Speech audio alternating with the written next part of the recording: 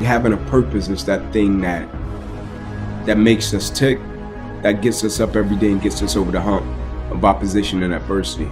And the reason that I champion adversity and opposition is because I think for the most part in life, people pretty much know what to do when things go right, right? Like when things go right, they know how to feel, they know how to act, how to react. But it's when that opposition and that adversity comes and it creates a level of misunderstanding, right? Now the vision is blurred. Now you don't have clarity about what you're supposed to do. Now you question if your existence matters. And I think when you have a purpose, it's powerful because in the midst of the opposition, it makes you realize that you've been put here for a certain reason. You can be great, but you're living on reserve, right? You didn't empty the bucket, right? You didn't give everything you had to every aspect of your life. Like for most people, they're great professionally, but they end up becoming a public success, and behind closed doors, they're private failure. Not because they don't have the talent or the skill set, they don't have the character, right? That they can apply it and be consistent in every aspect of their life and empty out everything they got to everything, right? Now one would say, okay, well, when do you tone it back, right? You find pockets to turn it back, right? Of course, you don't just give everything you got all the time, right? You get to a point where you learn to be efficient and effective in every aspect of your life. And for most people, it's not a problem of skill set. It's a problem of character. And empty the bucket is having the right character to be consistent and empty out everything you got in every aspect of your life. Either somebody is in the midst of adversity or just came out of adversity, or it won't be long before they head into adversity. So you need to be prepared either way. And so we all go through adversity, opposition. I think that's the thing that makes us all in common as people, right? No matter if you're from London, Atlanta, Florida, California, New York, like we're all going to go through something at some point or phase in our life, right? And as cliche as it sounds, when a quote says, it's never about what happens to you, it's about how you respond to it. That's very true, right? But in the same sense, I think what's most important is when we go through something, what's the perspective that we have of it, right? Because for most people, when you go through something, the person's natural perspective is, okay, what did I lose, right? What happened to me? Like I took a loss, right? People never look at it and say, okay, man, tell me, what did you gain, right? Even though I know it hurt, you didn't want to go through it, but look at it in a way to where you can say, what's the lesson in this, right? What would you say life is trying to teach you from dealing with this? And so when I went through it, my perspective was, okay, what can I extract from it to apply to other areas and aspects of my life that I feel can help other people? And I firmly believe the quicker you can shift your perspective from yourself to others when you're in the midst of adversity, the quicker you'll get through it, right? Martin Luther King has a quote that says, life's most persistent and urgent question is, what are you doing to help other people? Now, I'm not telling you to not acknowledge your pain. I'm not saying that. I'm not telling you not to say, man, I'm going through this and it's hard. I'm not saying that. I'm saying when you go through it, look at it, step back from the picture and say, okay, I'm dealing with this. 9 out of 10 times, it's somebody else that's either dealt with it or they're going to deal with something similar to this. And if I deal with it in the right way, I can use it to add value to lives of other people. Like when we go through a situation and circumstance, it's easy to step back and think, man, I just went through this and it's just my experience. I firmly believe when we go through things, it's for us to deal with it, get over it, and reach back over the hill to help another person. And a lot of times, like you said, when you're trying to work through it, you think, man, how can I help somebody? And I'm trying to get through it myself, right? And that's a great perspective, right? But when you get through it, right? Maybe you can't help them when you're in the midst of it because you're processing it. But when you get over the hill, I think it's important and I think it's vital that you reach back over the hill and help somebody that may be going through a similar situation, and you can share your values and principles with them, because that experience that we go through and we deal with it's not just for us. Before the sun rises is the time of least distraction. Before the sun rises, where you can build intimacy and fluency with what you want to stand for in your day. Before the sun rises, the luxury and tranquility of the early morning hours, you can do that deep inner work that will allow you to go out in the world and play at your best. We live in a world where a lot of people are busy being busy, but what's the point of being busy around climbing the wrong Mount Everests? And so clarity is one of the DNAs of mastery.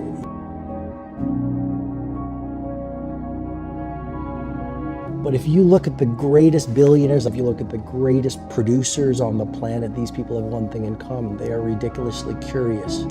And no matter how much money they make and no matter how much impact they have, they maintain a white belt mentality. One of the keys to epic performance is a relentless commitment to daily growth. As you begin your day, so you handcraft the rest of your day. And if you have consistently great days, you're going to have consistently great weeks, quarters, year, and a lifetime. We live in a world that suggests the doorway to success swings outward. If you build the business, if you get the jet, if you get the money, if you get the cars, if you get the beautiful spouse, then you're going to be happy.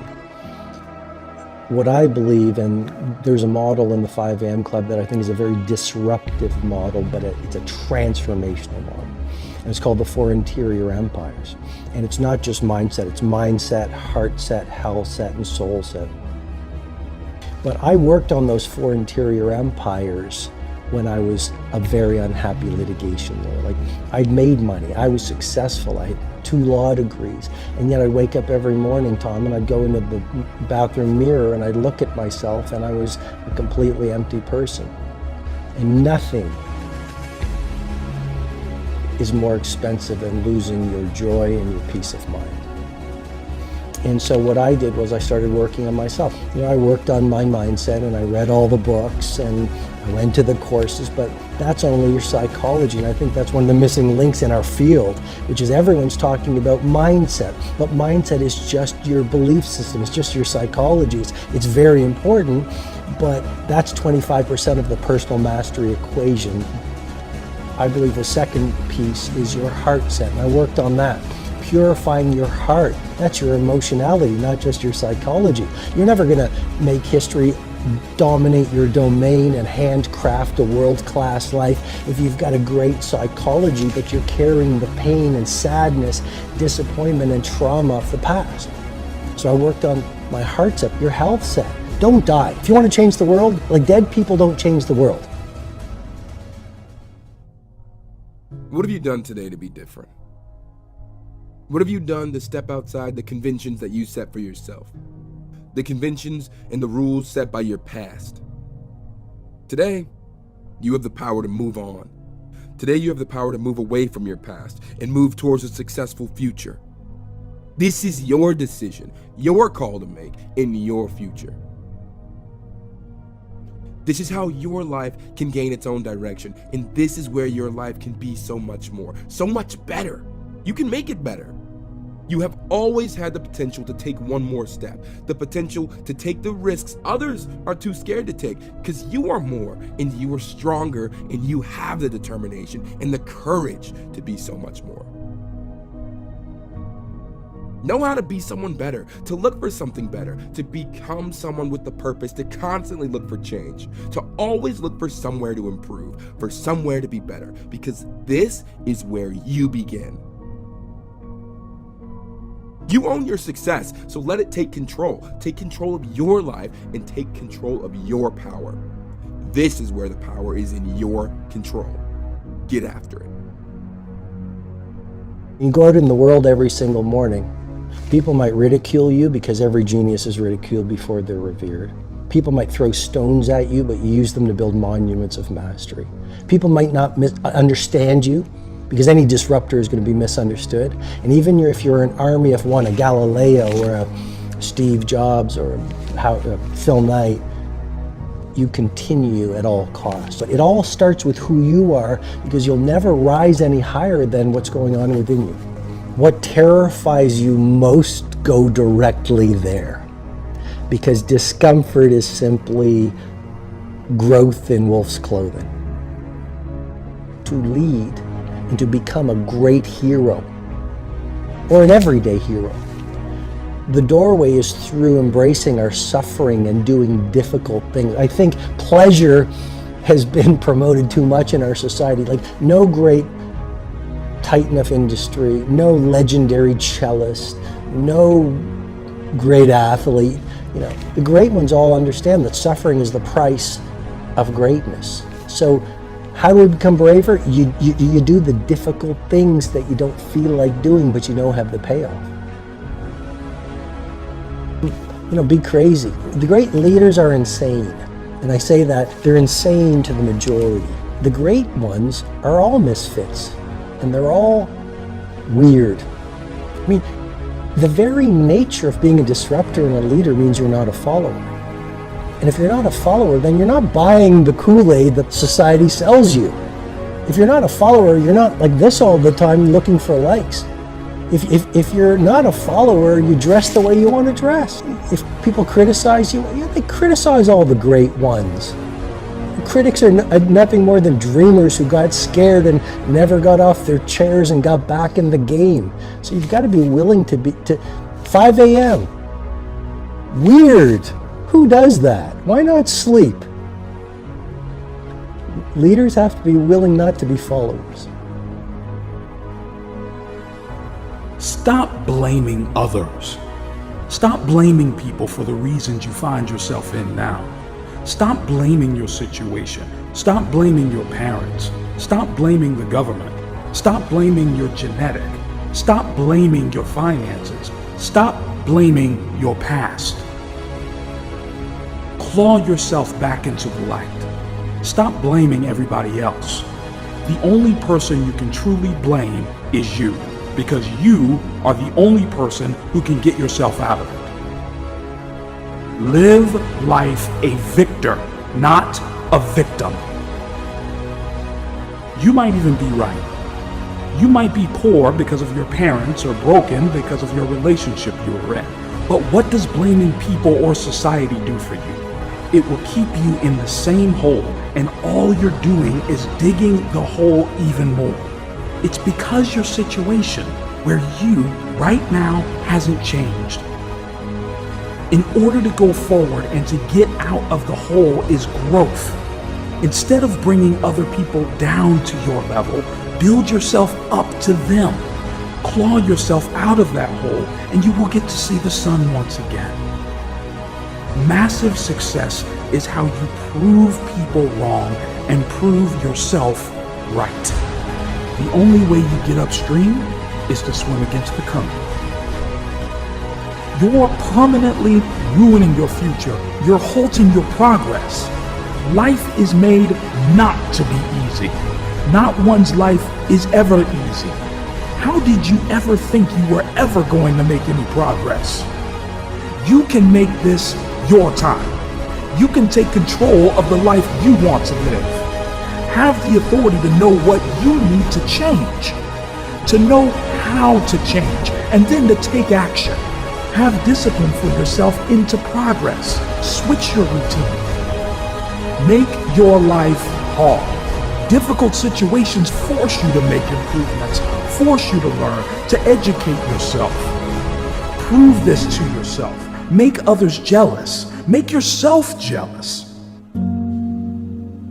Like, you're gonna only be so pretty, you're only gonna be so smart, there's things that are gonna be natural, and then there's things that you can actually control.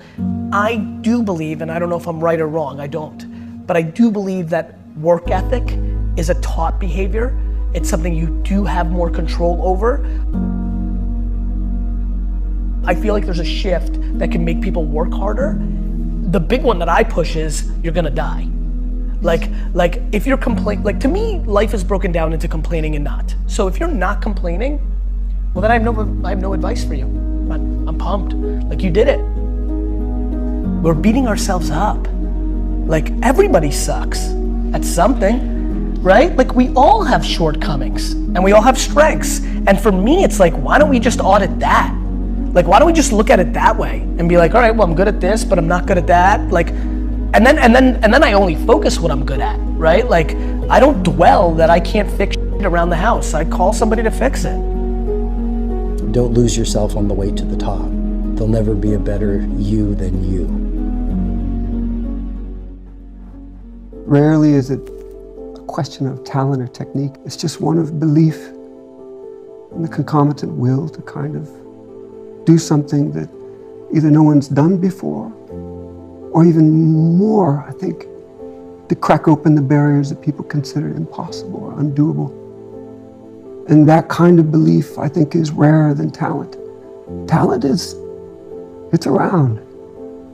And to have both at those levels, there's only a few people that really have that, I think. In the history, they're the ones that have really changed things. When you're looking at everything, it's such a gift to be able to look at something and to love it for the sake of it. And nurturing and maintaining that is one of the hardest tests of any pro, much less for anyone to find, right? What is the Beethoven who never found his piano or harpsichord or, right? There's days you want to go out, it hurts, or you're sore, or you just suck. You're not making progress. You're ramming into and you feel defeated. But that's the nature of love, you know? It's got hate in there, you know? It's got pain in there. And it draws you to it. That's the magnetism. I see people with talent, with all those things, but the one thing they don't have is that just love for doing it for the sake of it. And the sense of obligation to do something with what you're given, you know? There's something to that. It's important. I think getting what you want quenches the fire that got you there often, unless it's something replaced by something more permanent, which becomes more intangible. I think the successes of winning, right? You want to be the best in the neighborhood, and then win the local contest, and then whatever. It just keeps going up, and then by the time you get there, you can have a stadium screaming your name. It's actually happened a couple of times to me. And there is a visceral exhilaration to it. There is. I've experienced that. I know what that's like. You land a trick and it just lights up. It's crazy. But at the same time, it's hollow. It's hollow. That's not the thing that can drive you, at least not for long. It's being able to say, oh, I had that. I had a model, or I had people autograph, oh, whatever, all of these honors. Eventually, that stuff fades to just static, and you're left with you and you're bored. And if you decide that that's what you love, that's what you're doing, then your days are numbered. And so the trick is to always peel back of, why am I doing this in the first place? It is easy to say, and I think it's smothering to say, and often there's a culture of saying that if it cannot be proven, it must not be possible. And the big takeaway from that theorem is that there's lots of things that cannot be proven, though they are correct. Because we see things so often in front of us the way that it should be done, and it imposes a kind of barrier through what people know and see, a familiarity. But maybe you can change something within you that can be just outside a new set of axioms, some new skill set that will take you further. And I think that that's the history of development. And it's interesting how getting what you think you want can end up being the force that pushes you into, paint yourselves into a corner, pushes you into a groove. There's something terrible to be top of the mountain, I'm the best, I'm the king, guarding it. The Nietzsche quote, right? What's left for you when you make it to the top? But lightning, you know?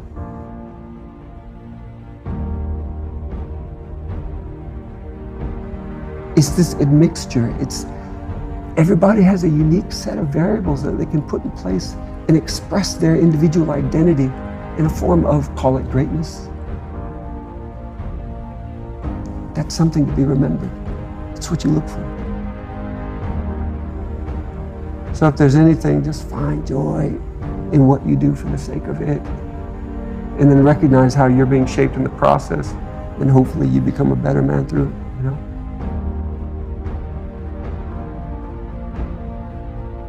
It's not fair. It's not fair your car broke down. It's not fair your friend passed away. It's not fair you were bullied.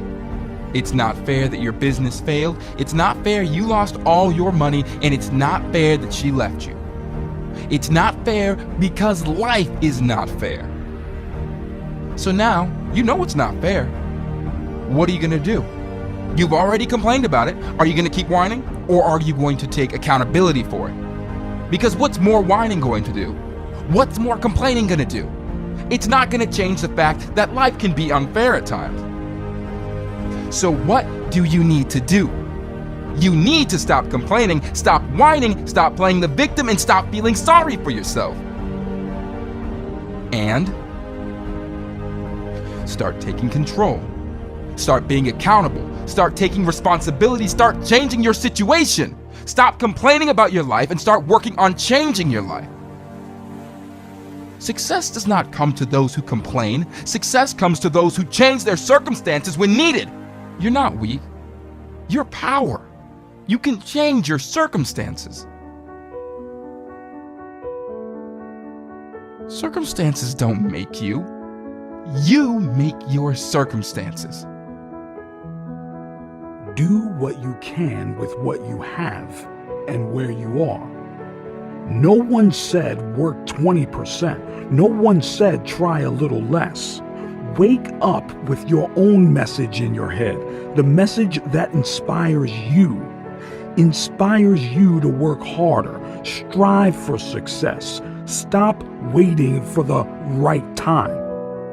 The right time is now. Take it now. Work now. Be creative. Be strong. Be successful. What do you want to do right now?